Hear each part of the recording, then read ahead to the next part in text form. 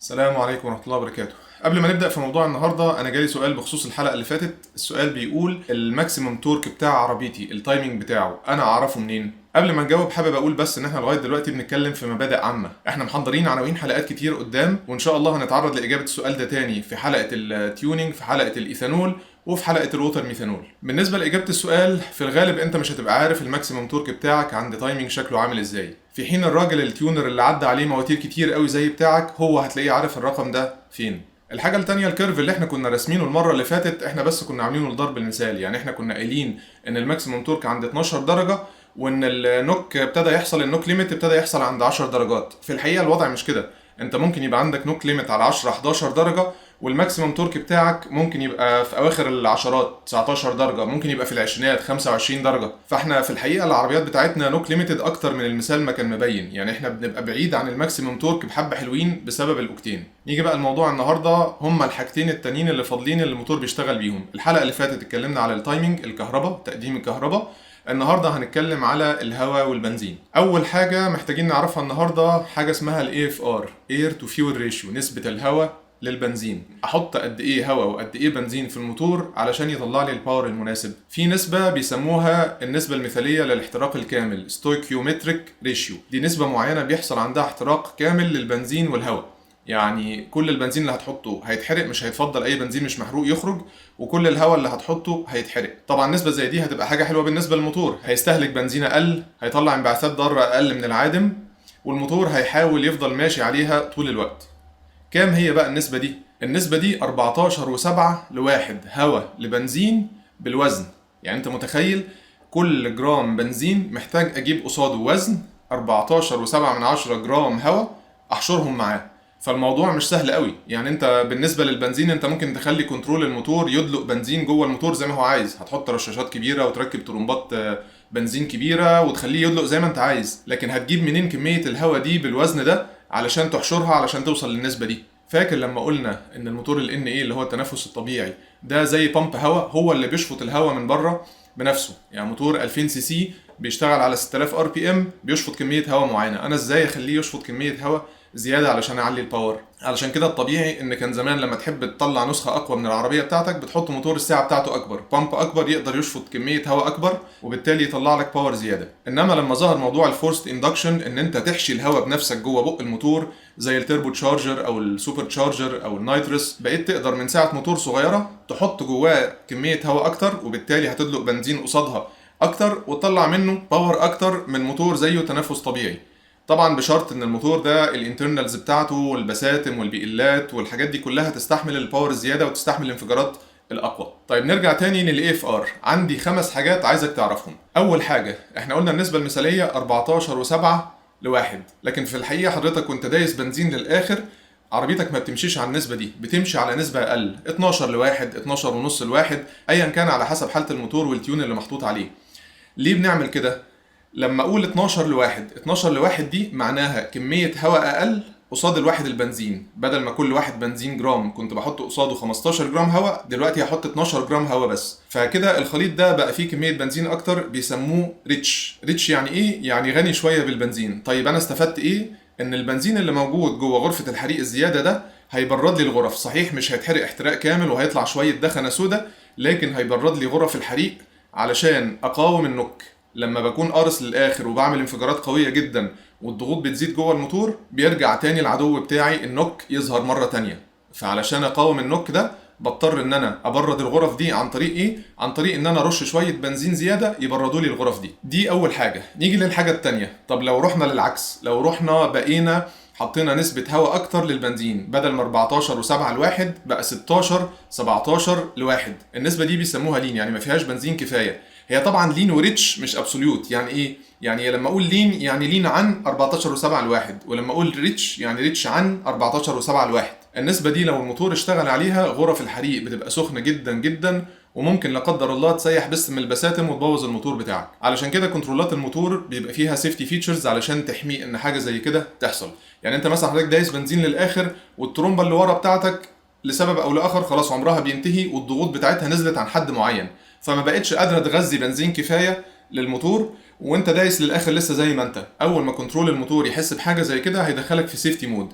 هيفصل الدواسه، هيقفل البوابه، المهم ان هو هيمنعك ان انت تضر الموتور ده ويحافظ عليه. الخطوره بقى بتيجي فين؟ في اللي معتمد على مصدر بنزين او اوكتين خارجي.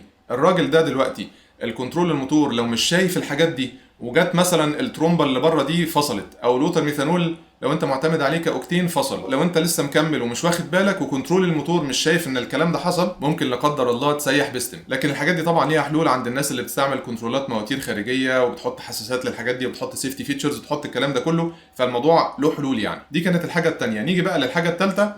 طيب انا متوقع ان انت دلوقتي عايز تسال سؤال، هتقول لي طب انا ليه ما امشيش على النسبه المثاليه؟ ليه ابقى ريتش ولا ليه ابقى لين؟ حتى برضو وانت على النسبه المثاليه لو انت دايس للاخر، العدو بتاعك بيرجع يظهر تاني علشان غرف الحريق هتسخن وهيحصل ضغوطات عاليه جوه الموتور، فحتى النسبه دي ما تنفعش وانت قارس على العربيه. علشان كده هتلاقي مصنع العربيه نفسه حتى وهو بيحط لك التيون الستوك بتاع العربيه بيبقى ممشيك ايه على خط رفيع. لا انت تبقى ريتش فالعربيه تستهلك بنزين وما تطلعش باور كفايه، لان انت كل ما هتزود نسبه البنزين الباور بتقل.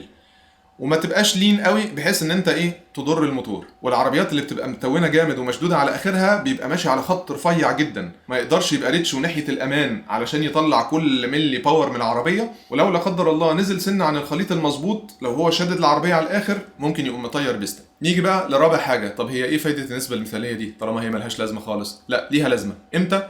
لو انت ماشي بالعربيه عادي، انت في اغلب البارشل ثروتل بتاعك مش دايس بنزين الاخر، ماشي عادي خالص، هتلاقي العربيه بتحاول انها ماشيه على 14 و7 لواحد. لو انت واقف صالونسيه ولا العربيه دايره ومشغل التكييف، العربيه ماشيه على 14 و7 لواحد. امتى نسبه البنزين بتزيد وبتروح بعيد عن ال 14 و7 لواحد؟ لما تقرص للاخر والموتور يبقى تحت درجه حراره وضغوط عاليه. لكن في بقيه المواقف انت ماشي على النسبه المثاليه اللي هي ال 14 و7 لواحد. ليه؟ علشان توفر استهلاك بنزين، علشان تقلل انبعاثات ضاره خارجه من الشكمان، والموتور يبقى شغال بشكل افيشنت. خامس حاجه واخر حاجه محتاجك تعرفها في قصه الاير فيول ريشيو هي مصطلح اللامدا. انت ممكن يكون عدى عليك المصطلح ده في العربيات بتاعتنا بالذات لو انت بتاخد لوجات او بتبص على قرايات العربيه، ان هتلاقي في حاجه اسمها اللامدا. اللامدا دي هي الاير فيول ريشيو بس مقسومه على 14 و7 لواحد.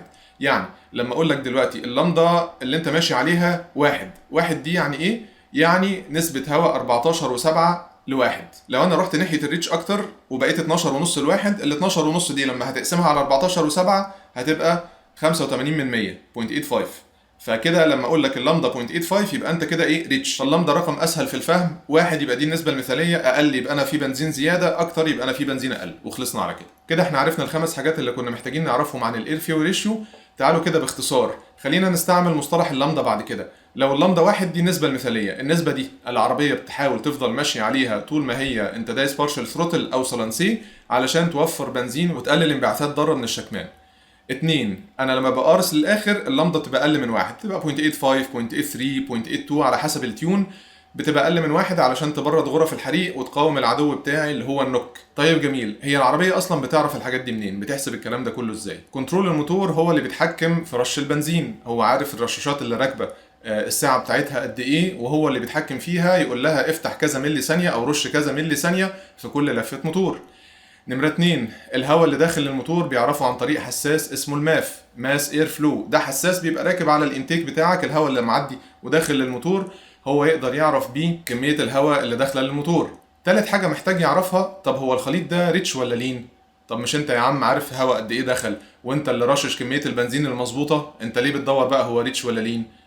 لان ممكن الرشاش بتاعك يبقى مسدود بيرش كميه بنزين اقل من اللي هو متوقعها، ممكن حضرتك تبقى مركب رشاش الساعه بتاعته مختلفه شويه عن اللي هو عارفها او اللي هو متبرمج عليها، ممكن يبقى الهواء اللي داخل مش هو اللي الماف قريه، قرايات الماف غلط، الماف بايظ، او ان في حاجه بيسموها unmetered air، ان في هواء داخل من مصدر تاني من بره الماف، الموتور مش حاسبه، مش قاريه معاه ومش مدخله في حساباته خالص. فبناء على الحاجات دي كلها لازم يعرف الخليط ده ريتش ولا لين. بيعرفه منين؟ بحاجه اسمها حساس الاكسجين اللي بيبقى راكب عندنا في الشكمان تحت. حساس الاكسجين ده هو اللي بيعرف كنترول الموتور هي العربيه ريتش ولا لين، وبناء عليه يتصرف، يقلل كميه البنزين اللي داخله، يزود كميه البنزين اللي داخله، هيتصرف بحيث ان هو يوصل للتارجت المطلوب منه. التيون بتاعه الفايل بتاعه بيقول له انت التارجت بتاعك وانا دايس بنزين في الحاله دي 0.85 لامدا، خلاص انا بحاول اتارجت ال 0.85 لامدا. دي بيسموها ايه؟ كلوزد لوب، ان في فيدباك، ان كنترول الموتور بيحسب حسابات معينه وبيشوف النتيجه دي، وبناء على النتيجه دي ممكن يعدل حساباته تاني، فدي كلوزد لوب.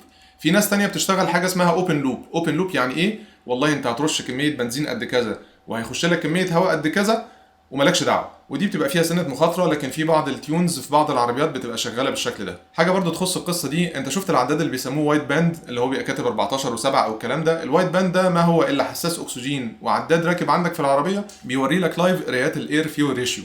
ليه بيسموه وايت باند؟ علشان زمان كان في حاجه اسمها نارو باند، كانت قرايتها محدوده شويه، ما كانتش بتقرا الرينج الكبير بتاع الوايت باند، كان هو بس ايه زي ما تقول 10 علامات كده في النص، ده النسبه المثاليه، لو الشرط قبلها يبقى ده ريتش، لو الشرط بعدها يبقى ده لين وخلاص. لكن حساس الوايت باند بيقرا لك النسبه مظبوط، وبيقول لك 14 و7، بيقول لك 15 12 12 ونص، بيقولها لك مظبوط. تعالوا بقى نشوف في الفيديو الجاي ده كل اللي احنا اخدناه في الحلقه دي والحلقه اللي قبلها. انا هوريكم فيديو العربيه ماشيه، العربيه دي هتوري لك قرايات الانجكتورز بترش قد ايه بنزين، هتوري لك قرايات الماف في قد ايه هواء داخل الموتور، هيوري لك قرايات اللامدا اللي هي الاير فيول ريشيو اللي هو الفيدباك لوب بقى، ان انا بعد ما حطيت كميه بنزين مناسبه للهواء ده اللامدا شكلها عامل ازاي. واخر حاجه هتشوفها معاك في العداد هي الاجنيشن تايمنج انجل زي ما احنا اخدناها في الحلقه اللي فاتت، ولما شفتهاش ارجع لها. بيفور توب ديد سنتر، الرقم اللي انت هتشوفه ده كام درجه بيفور توب ديد سنتر.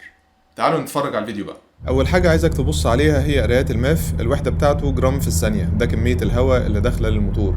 الانجكتور تايمنج هتلاقي كل 2 ملي ثانيه كل دوره موتور. اللامدا بتحاول انها تبقى حوالين الواحد طول الوقت، والتايمنج زي ما انت شايف 30 درجه بيفور توب ديد سنتر. هنا ايه دايس اكتر شويه، وبعدين بيستعد بقى ان هو ايه هيدوس بنزين جامد. بص شايف قرايات الماف عماله بتزيد، الانجكتور تايمنج طلع ل 6 درجات، اللامدا نزلت لكام 0.84 0.83. خلاص التايمنج انجل اخرها كام 13 درجه. وبعد كده ساب بنزين هتلاقي الانجكتورز وقف خالص صفر، واللامدا 2 ده يعني ما بترشش بنزين اصلا، لين خالص، يعني ده اكبر رقم يعرف يكتبه. فهو لما يسيب بنزين والرشاشات تبطل رش، لما تكون معشق النقله وسايب بنزين، ده اللي بيعمل فرام الموتور. اخر حاجه هنبص عليها بقى عربيه واقفه صلانسي، قرايات الماف قليله جدا، الانجكتور شغال باقل حاجه عنده، واللامدا بتحاول انها تفضل حوالين الواحد اللي هي النسبه المثاليه. بكده احنا خلصنا موضوع النهارده، وبقينا عارفين اهم الحاجات اللي الموتور بيشتغل بيها، علشان هو ده اللي احنا باذن الله هنبني عليه كل كلامنا اللي جاي في موضوع بقى التيونينج، موضوع زياده الاداء والذي منه. ابتداء من الحلقه الجايه باذن الله هنبتدي نتكلم على التربوهات. انا مش عارف هي هتاخد كام حلقه، ممكن تاخد 2 3 زي ما يجي، انا بسجل كل حلقه منفصله. اللي انا عايز اطلبه منكم لو عندكم اسئله، لو عندكم استفسارات، لو عندكم حاجات مش واضحه، لو عندكم معلومات مفيده ممكن نضيفها في الحلقات الجايه، يا ريت تشاركونا. انا محضر عناوين لما لا يقل عن 50 60 حلقه قدام، واي سؤال او استفسار بيجي لي سواء في التعليقات او سواء من الناس بتتواصل معايا بكتبه. فلو عندك سؤال او استفسار او اي معلومه ما تبخلش بيها علينا وابعتها لنا علشان اضيفها للحاجات اللي هنتكلم عليها باذن الله. ونشوفكم في الحلقه الجايه. السلام عليكم ورحمه الله وبركاته.